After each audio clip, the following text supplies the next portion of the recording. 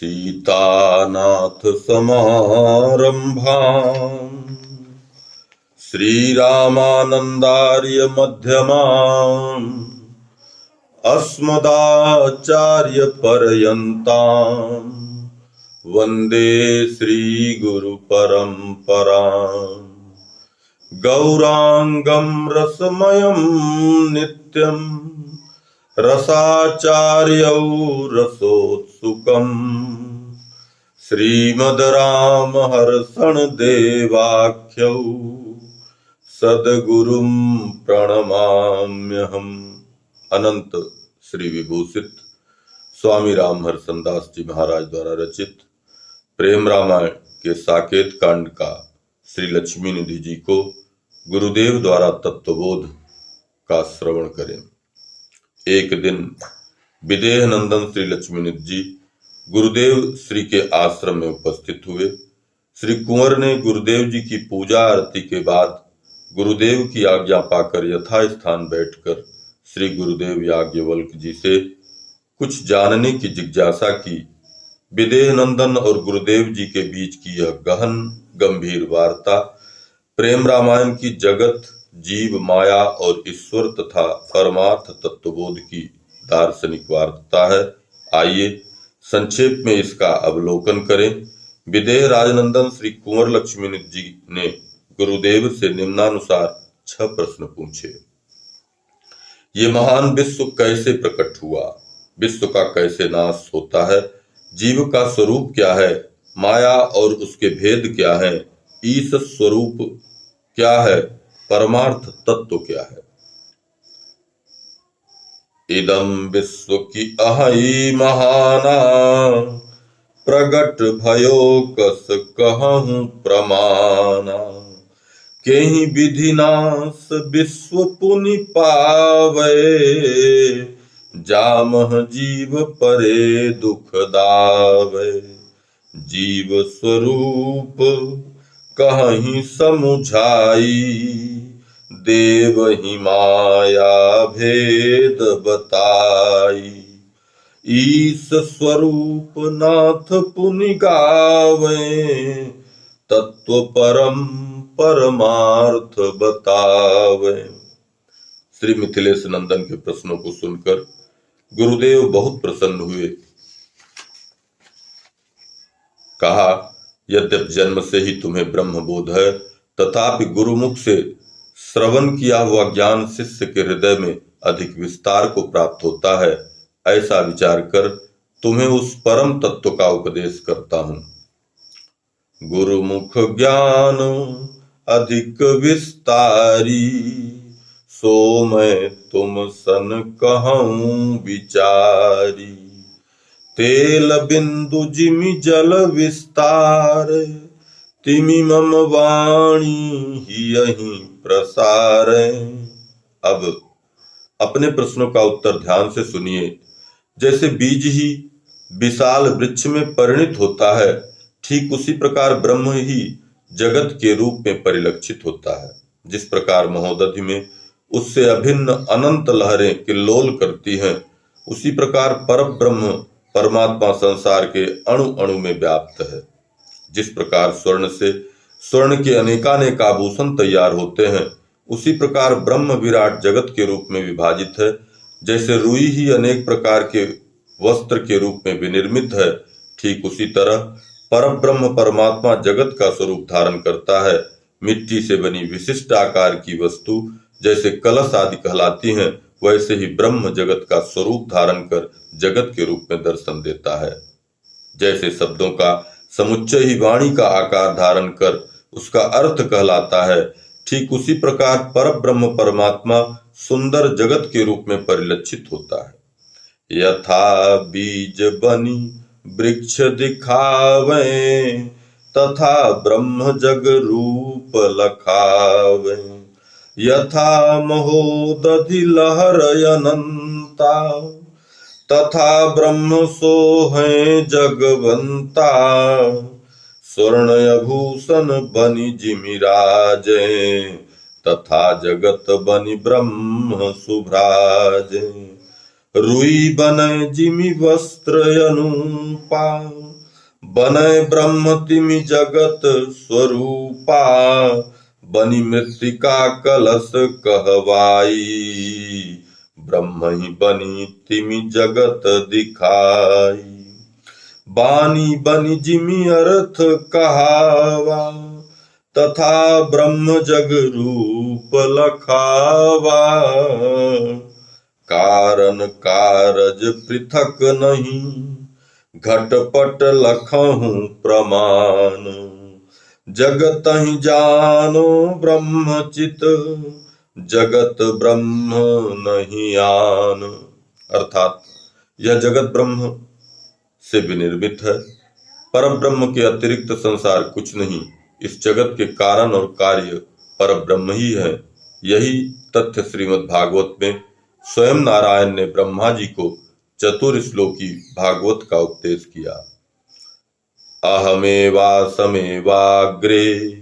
नान्यद यत् सद सत्परम्, पश्यादहं यदेतच्च यो अवसिप्येत सोऽस्म्यहम्। आशय यह है कि सृष्टि का समस्त अवयव ब्रह्म ही है। ठीक यही बात ईशावास्योपनिषद में भी कही गई है। ईश्वास्यमिदं सर्व यत्कंचि जगत्यां जगत, तेन व्यक्तेन भुंजीथा मागृतः कस्य स्विद धनम्।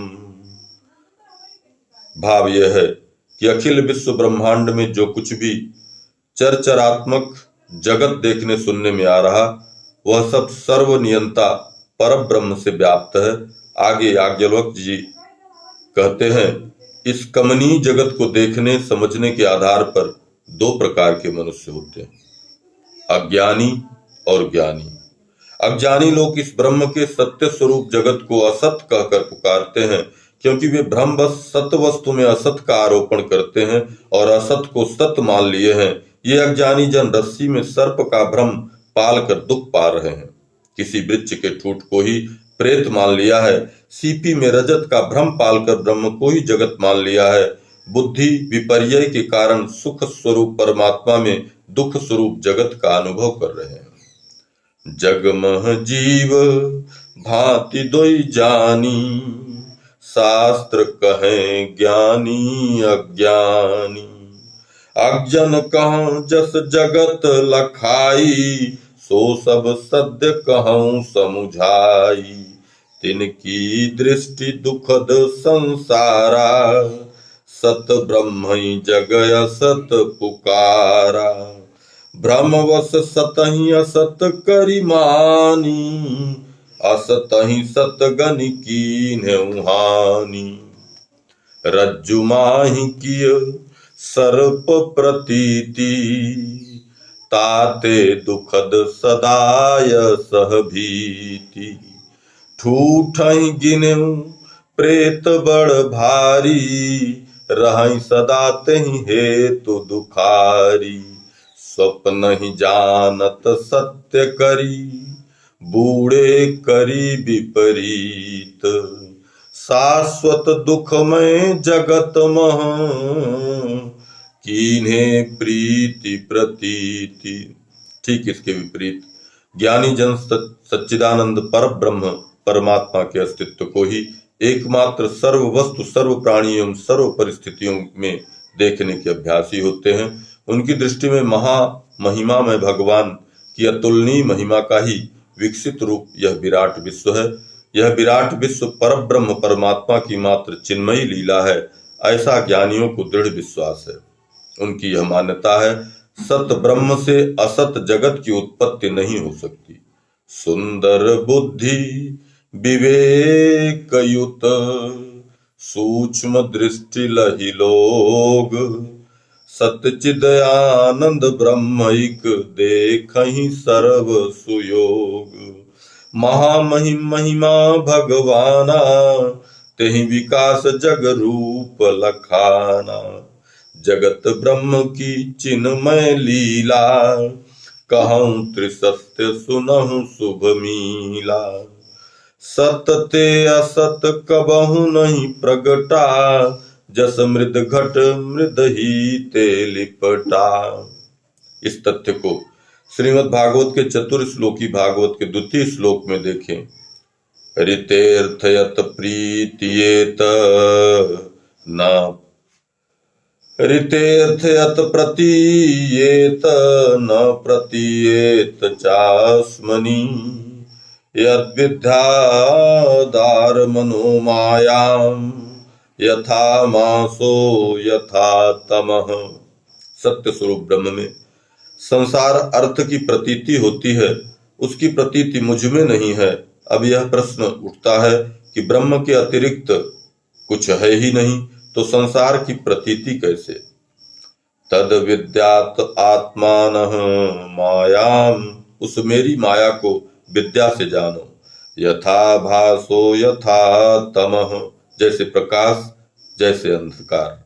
प्रकाश के रहने पर अंधकार की स्थिति नहीं है, प्रकाश के जाते ही अंधकार की प्रतीति स्वतः हो जाती है। प्रकाश ही विद्या है, ज्ञान है, ब्रह्म बोध है। यह स्थिति है तो अज्ञान माया नहीं है, सब कुछ ब्रह्म ही ब्रह्म है। ज्ञान गया, ब्रह्म बोध न हुआ तो जगत की प्रतीति ब्रह्म में होने लगती है। जैसे दिन में पृथ्वी की सभी वस्तुएं स्पष्ट दिखाई देती हैं और रात में पृथ्वी की समस्त वस्तुएं यथावत रहते हुए भी दिखाई नहीं देती। इस प्रकार गुरुदेव ने निमि राजकुमार को जगत के प्रकट होने और जगत के संदर्भ में ज्ञानियों और अज्ञानियों के दृष्टि भेद की चर्चा के बाद दूसरे प्रश्न कहीं विधि विश्वनाश पुनि पावे का उत्तर देते हैं। हे कुमार, जैसे समुद्र में स्वाभाविक ही उठने वाली लहरों के साथ समुद्र किल्लोल करता है, समय पाकर समुद्र से उत्पन्न होने वाली अनंत लहरें उसी में विलीन हो जाती हैं, ठीक उसी प्रकार परब्रह्म परमात्मा ही जगत की सृष्टि स्थिति और विलीनीकरण हो जाता है।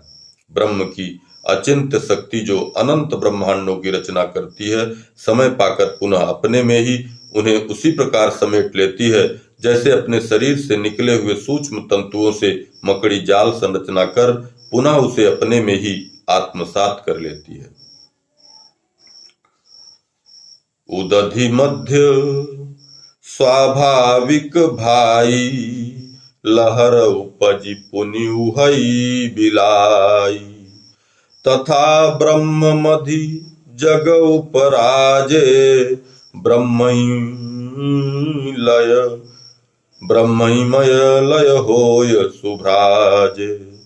समय पाई जग पुनः समेटे, जाल बिरच जिमि मकड़ी लपेटे। इस प्रकार इस प्रश्न का यह तो हुआ सीधा उत्तर जो ऊपर वर्णित है। इस प्रश्न का दूसरा पहलू भी है जो गुरु और सदशिष्य के बहुत काम का है।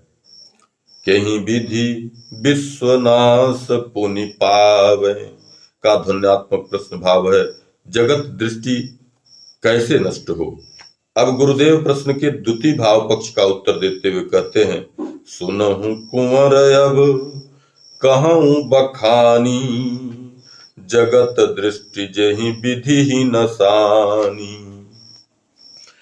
कृपा मूर्ति सदगुरु याज्ञवल्क्य जी कहते हैं, जैसे काष्ठ के मध्य में खिलौने का स्वरूप अंतर्निहित होता है, समय पाकर हम जैसा आकार देना चाहते हैं वैसा आकार धारण कर लेता है, ठीक उसी प्रकार संसार जीव के मन में सदैव अपना अधिष्ठान जमाए हुए है। साथ ही आयु, भोग, जाति, ब्राह्मण, क्षत्रिय जाति, जात्याभिमान और त्रिगुण संस्कार भी उसके साथ साथ लगे ही रहते हैं। जन्म से मरण पर्यंत यह जीव जैसे ही आशाओं को हृदय में सजोए रहता है, ठीक उसी वासना के अनुसार ऊंच नीच योनियों में स्थान प्राप्त करता है। हे मिथिलेश कुमार, मन को सर्वथा अमन अर्थात संकल्प विकल्प रहित बना देने से ही संसारी वासनाएं नष्ट हो जाती हैं। हे कुंवर, जिस प्रकार मन सर्वथा अमन हो जाए और जीव दिव्य दृष्टि प्राप्त कर संसार को ब्रह्ममय देखने का अभ्यासी बने, उस सुंदर उपाय को बताता हूं, समाहित चित्त से श्रवण करिए।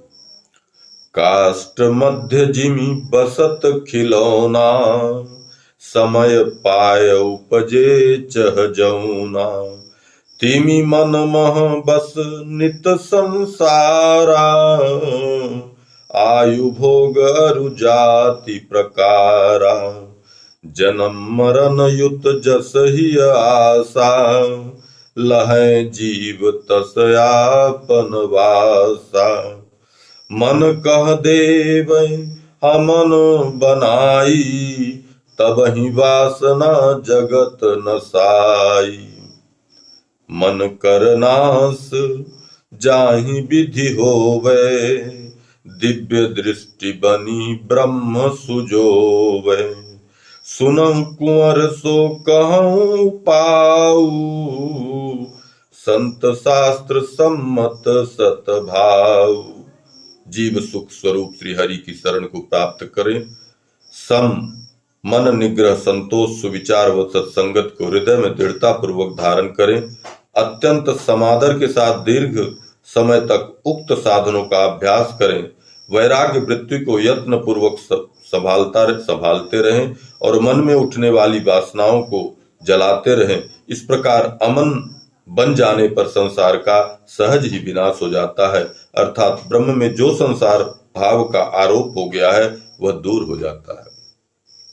लहै जीव सुखमय हरि सरना, दूर करन भव जाके चरना। सम संतोष विचार सुसंगति, हृदय धारी नहीं करे आनमति। आदर युत अभ्यास निरंतर, दीर्घ काल लो करें सुखद कर। सिद्धि विरोधी अवगुण त्यागी, बनय अमन मन जाने भागी। इस प्रकार मन से संसार का तिरोधान हो जाने पर, बाह्य जगत जैसा का तैसा विद्यमान रहने पर भी साधक के मन में उसके अस्तित्व का भान नहीं रहता। यदि कभी स्वप्नवत जगत का आभास भी होता है तो जागृत अवस्था में जैसे स्वप्न की वस्तुएं विलीन हो जाती हैं, वैसे जगत भी विलीन हो ब्रह्म ही ब्रह्म दृष्टिगत होता है। जस का तस रहत्यूं जगत, साधक मन नहीं भान। स्वप्न सरिस कहूँ भास पुनि, ब्रह्म बिना नहीं आन।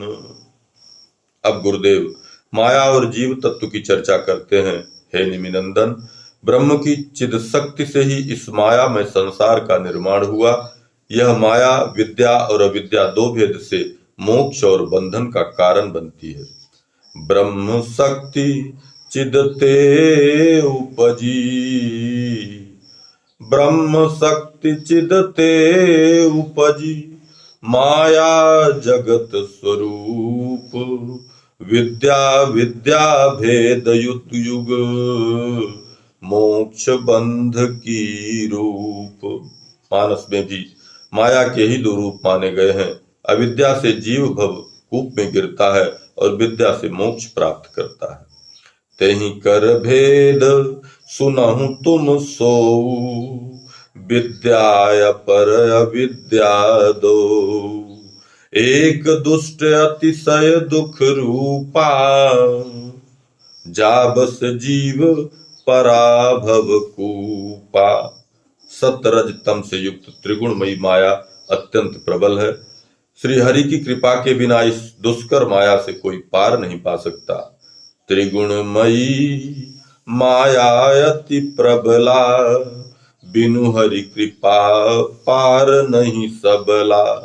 गीता में भगवान कृष्ण भी कहते हैं, दैवीं येषां गुणमयी मन माया दुरत्वया।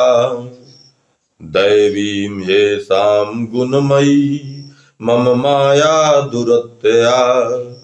मामेव प्रपद्यन्ते माये मेतां तरन्ति ते। ब्रह्मनिष्ठ याज्ञवल्क्य जी अब जीव का स्वरूप समझाते हैं। जीव स्वरूप कहूँ समुझाई, सुनहु तात मति मम मन चित्त लाई।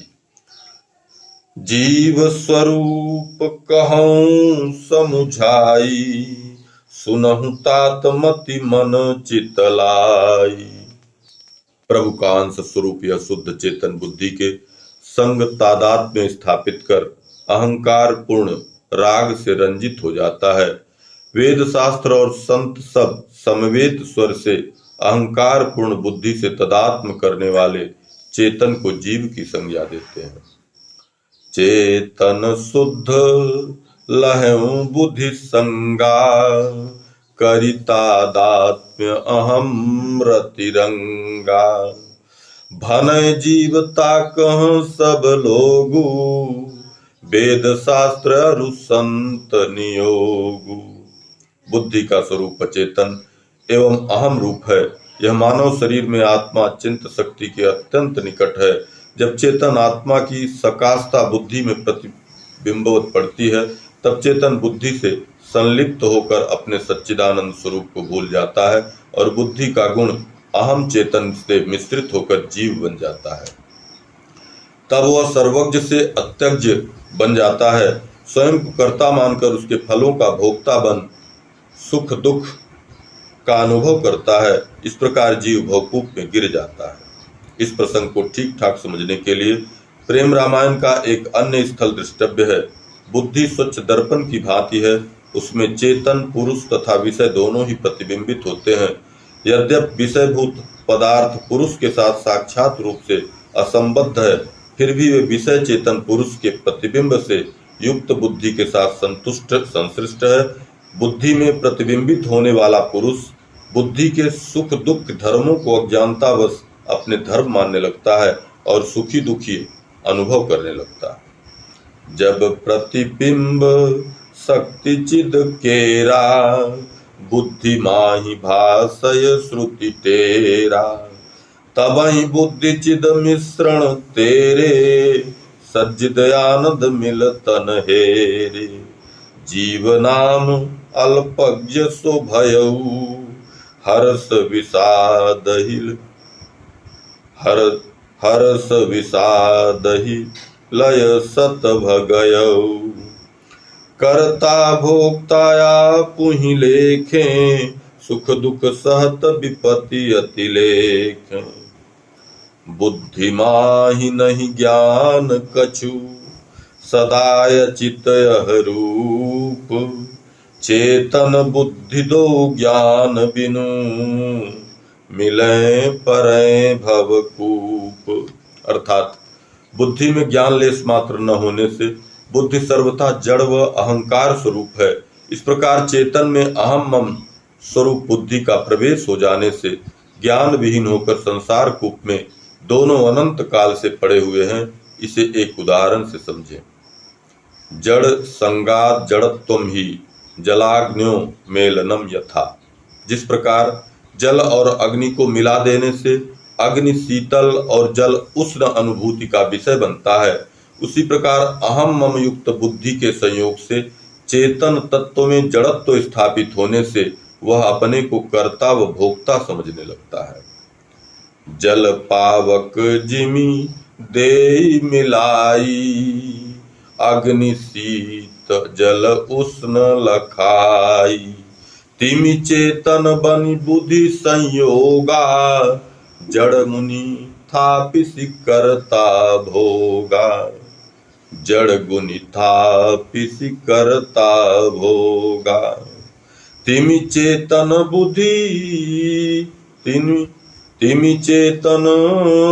बनि बुद्धि संयोगा, जड़ गुनि थापिसि करता भोगा।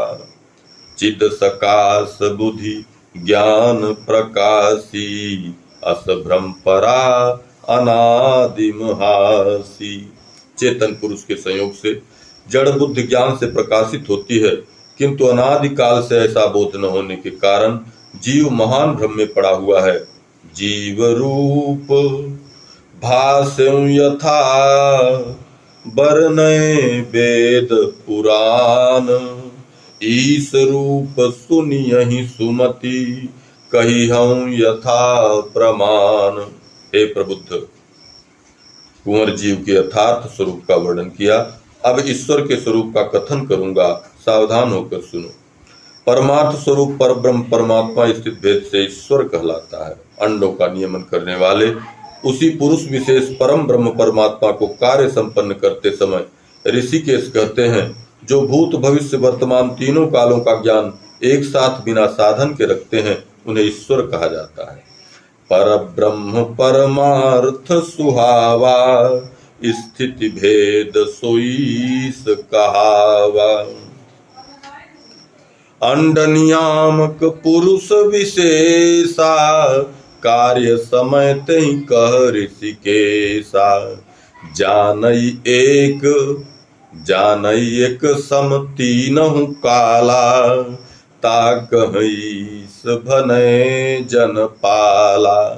जो श्री यश ज्ञान वैराग्य शौर्य ऐश्वर्य इन छहों ऐश्वर्यों से सदैव संपन्न रहते हैं, संसार की उत्पत्ति स्थिति तथा संहार की लीला जिनके सर्वथा अधीन है, जो कर्तु अकर्तुम अन्यथा कर्तुम समर्थ हैं, जो काल कर्म स्वभाव और गुणों के भक्षक हैं, उन्हें ईश्वर संज्ञा से अभिहित करते हैं।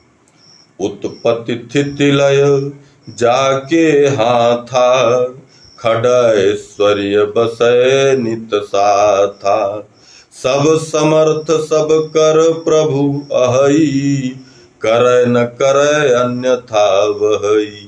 काल स्वभाव कर्म गुण नाशक, कहै सत्यहि मानि सुभाषक। हे निमिनंदन, अब परमार्थ स्वरूप को कहता हूँ। जीव का परम अर्थ परम ब्रह्म की प्राप्ति है। वही पर ब्रह्म सृष्टि संचालन के समय ईश्वर कहलाता है। उस पर ब्रह्म को बोध के लिए इस प्रकार समझा जा सकता है। सुनहु लाल अब कहूँ अनुपा, पर ब्रह्म परमार्थ स्वरूपा। वेद जिन्हें सर्वेश्वर बताता है, वे ही पर ब्रह्म परमात्मा परम परमार्थ स्वरूप कहलाते हैं। सोई परमार्थ ब्रह्म कहावे, वेद जाहि सर्वेश बतावे।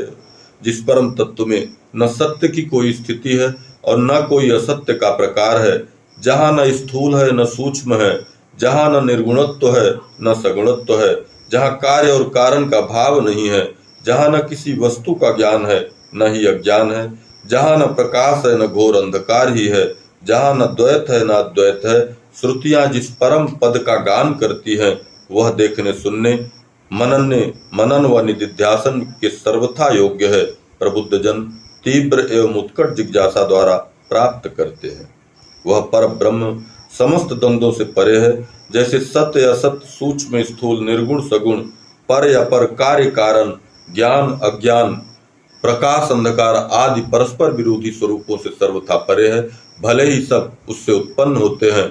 ऐसा परब्रह्म ही परम पद है। उसी को प्राप्त करना ही परमार्थ है। वही देखने सुनने मनन करने निधिध्यासन आदि द्वारा प्राप्तव्य है। अह नहीं सत नहीं असत प्रकारा, सूक्ष्म स्थूल बिन वेद विचारा।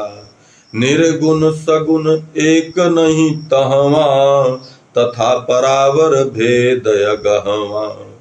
कारण कार्य भाव जहन माही, कारण कार्य भाव जह नाही। सोई परम पद वेद बताही।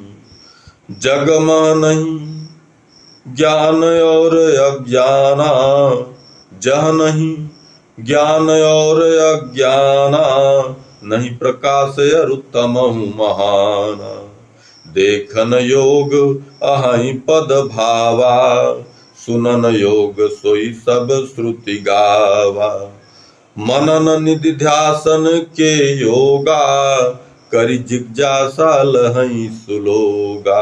ब्रह्मनिष्ठ श्री याज्ञवल्क्य जी महाराज कहते हैं, जो परमार्थ पद वर्णन कर मैंने अब तक बताया है, वह अकल्पनीय है और एक रस भाव में स्थित रहने वाला है।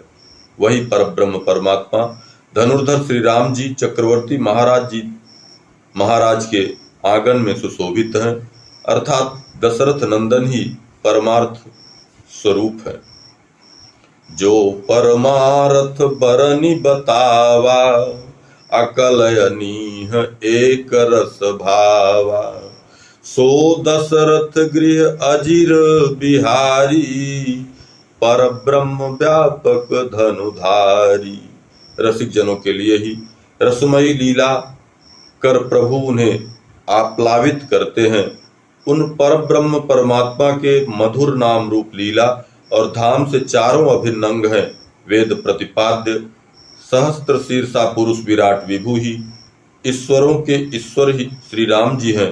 हे विदेह कुमार, मनसा वाचा कर्मणा त्रिकरण यथार्थ रूप से मैं पुनः पुनः यही कहता हूँ, श्री राम जी ही परब्रह्म परमार्थ स्वरूप हैं। इसलिए हे विदेह कुमार, राम जी के चरणों में मन वाणी और कर्म से प्रेमासक्त हो। प्रेम करना ही परम परमार्थ है।